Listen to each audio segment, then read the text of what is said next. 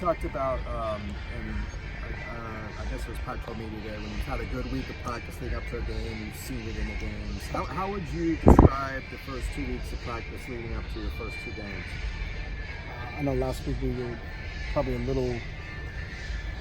Monday and Tuesday weren't great. I think kind of a hangover from the Cincinnati game, and we talked to our players about that. But you can't let a team beat you twice. So how you train during the week is really how you play on Saturday. So we got to really work on the beginning of the week and making sure we have a good beginning of the week. We didn't have a good beginning of the week last week.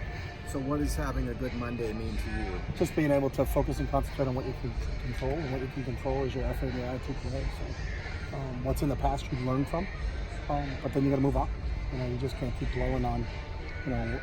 Obviously last week was what happened the Thursday before, or this week what happened on Saturday. So we got to get on, and our sole focus and attention has to be on Oklahoma. What were your takeaways from watching the film? Same things that happen when you lose football games. The critical mistakes. We lost the turnover battle. We were -2. We didn't create any turnovers on the defensive side of the ball, and we had 2 protection breakdowns where our quarterback got hit. So we fumbled in the process of trying to throw the ball. So we put 2 on the ground there, and you lose that. We lost the explosive play battle 5-2. Some of that on 2 of those plays it was tackling. Twice we had a shot at him on 1 play. The other time 3 guys missed a tackle, so there's 5 missed tackles on 2 plays. So whenever you lose the explosive battle and you lose the turnover battle, you're probably going to lose the football game. You last year gave us a tally for total missed tackles. Did you have that for that game? It was 16. 16. And was that that was worse than the first game, I would assume? Yep. And 5 were on 2 plays. So really, I think we were pretty good. But besides those 2, and those 2 led to explosive plays, and I think they led to drives. So.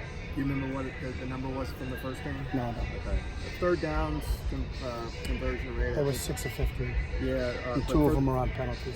For the season, you're 37.9%. Where do you want that number to be? What's that? You're 37.9%. Yeah, there's not a set number. You need to convert on third down. You'd like to be 100%. So that's what I'd like that number to be. How's the mindset of the team right now? They're good right now. We just had a team meeting, and we're off on Sunday, so we had a team meeting and then position meetings today, so we can go over the corrections and then talk about the day 1 install for Oklahoma. So they understand what the task is, and they're excited about it. How do you keep a team motivated and up? Very easy. I mean, that's what you are. If you're a competitor, you get excited about playing in games like this. So I'm not worried about that. Is there a petition for Colson Yankoff's waiver for the NCAA? No, not that I know of.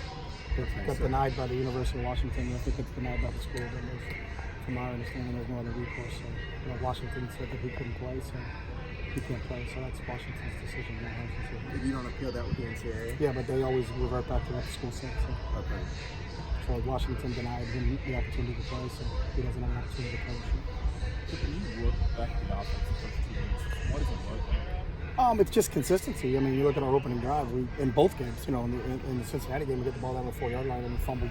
And then in this one, we went 4 plays touchdown. So, we also had in the middle of the game, we had a great 14-play drive for another touchdown driving score. So, you're just 1 off or 2 off.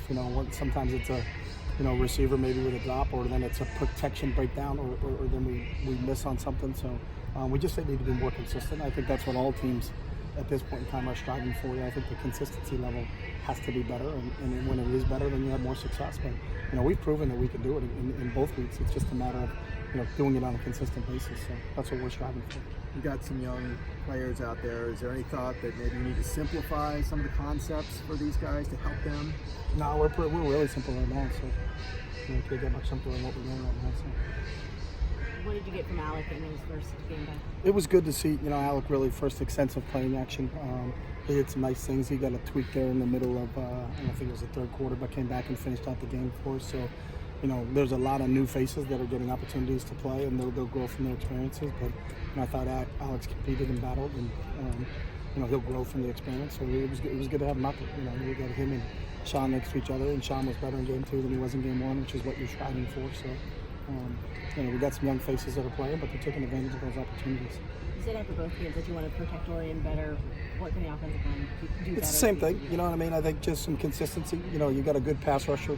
44 for them was their best pass rusher, and both times he was the guy that got in and hit Dorian and caused the fumble. So it's when you go against a good guy, you got to make sure that you're really sound in your techniques and your fundamentals, because that's what wins in those situations.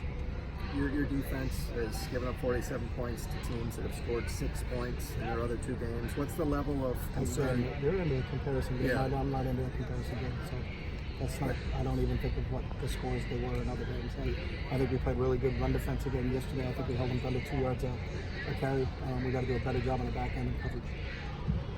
You're going to see the game much differently than I am, but is there concern that there hasn't been as much progress week 1, week 2 on offense? No, I think you're playing individual teams, and again, please give credit. Cincinnati and San Diego State, the football teams. I think sometimes everybody gets caught up in what happened when sometimes you give credit to them. I think that's Rocky Long's teams have been outstanding ever since he's taken over there, and Luke's team won 11 games 2 years ago. I mean, the year before that. So we played against 2 really good teams. They were 2 really good tests for us. We don't play FCS opponents.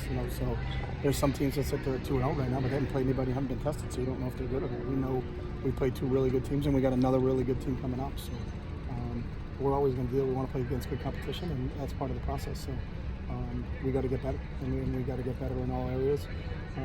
The penalty game, there weren't many, but they were critical. We had 2 third and longs where we had pass interference penalties that extended drives, one of them and led to a touchdown. And then we took 2 critical areas in a special teams game.